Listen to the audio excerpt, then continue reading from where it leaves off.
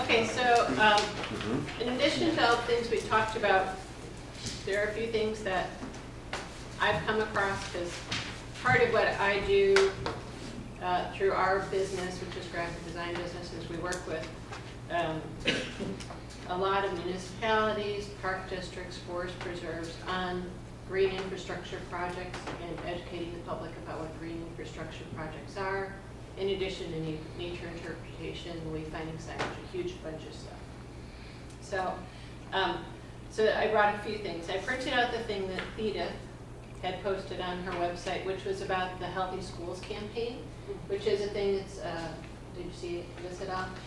It's underwritten and funded by Open Lands, and it is a program whereby they are partnering with schools to take and replace outdated, solid paved school playgrounds and making them into multi-use facilities with grass, playgrounds, other things.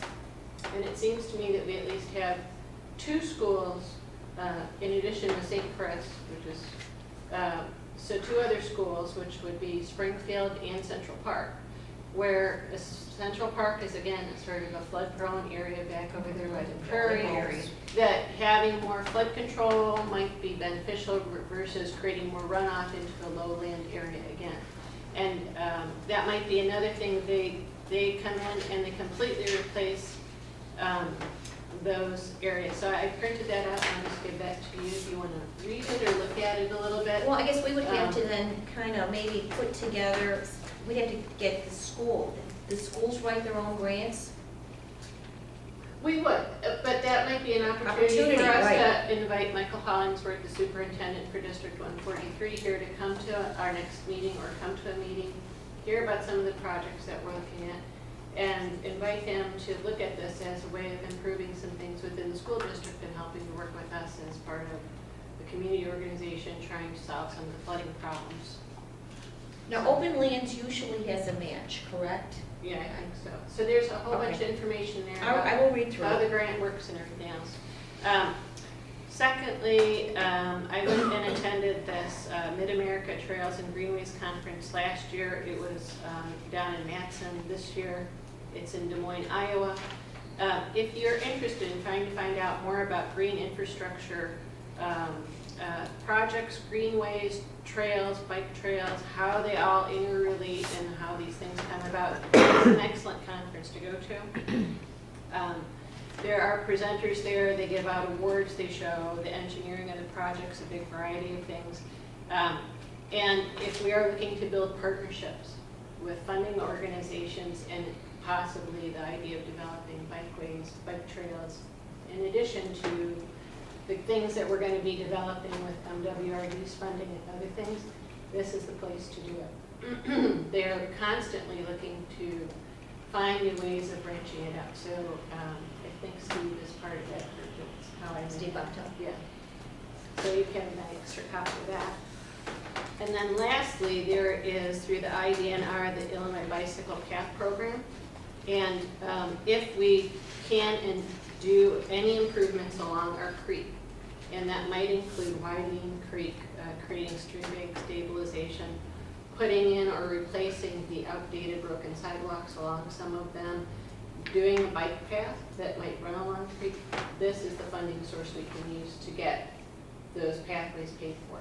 They're looking to do exactly that. Okay, because we've applied for like along Natalie Creek through ITEP and we were never funded. That might be an alternative. Right. So you can have. And ITEP, just for that too. ITEP is Illinois Transportation Enhancement Program, and we applied for funding twice and we did not obtain it along Natalie Creek from Costner all the way to Pulaski. Again, you know, I write most of the grants for the village and it's very competitive. It's really competitive to get funding, but we've been pretty successful. The IDNR one, we would not, it's, as far as I can tell, we would not be able to use it for the improvements along 147th as the street project. But how about for Natalie Creek? I think it might apply.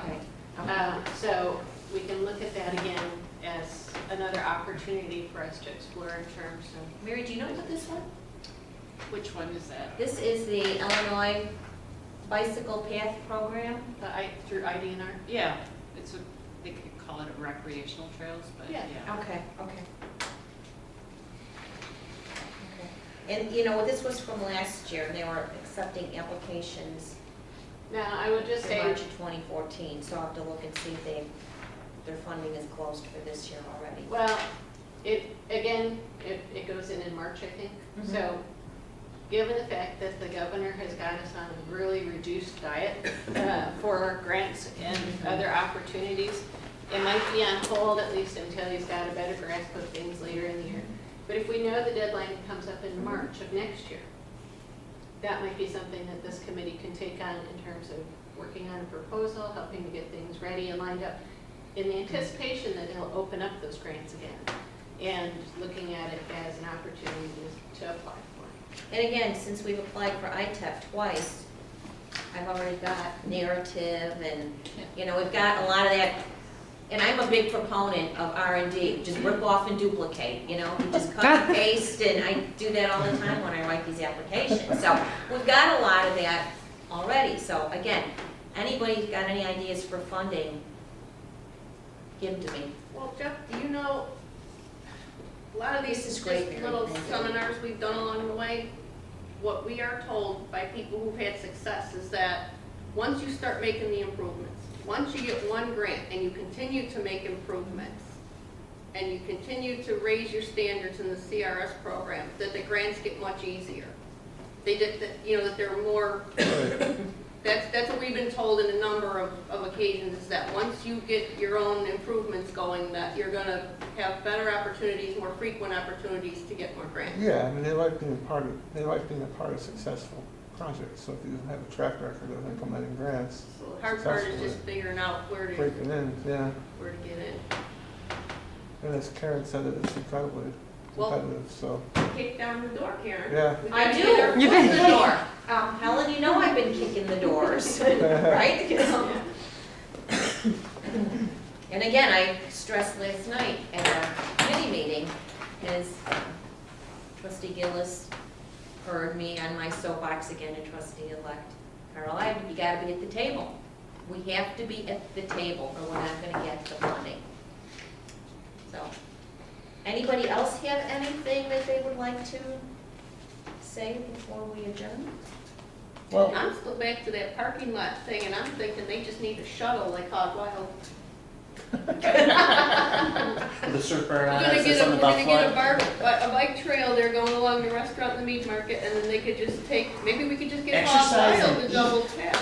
That's right, They exercise. can circle around, pick up the Lisa's Diners, clients, and There you go. Well, before we adjourn, again, refreshments. Jackie, did you bake cookies? Yes. And Yeah. Theda? Theda, thank you. Thank you. Ruben, yes? One last thing, I apologize to the committee for my lateness. This is Ruben Pacina, by the way. It was my fault, but I'd like to apologize because I know this is a very strong group going forward for a lot of things. My apologies. Oh, don't worry, Ruben. we're not gonna fire you, Ruben. Don't try that again. I've been fired before due to personality, so, yeah. So, as part of the wrap up of the meeting, since we're in closest, do you want to show the things that you have on display? Oh, yes.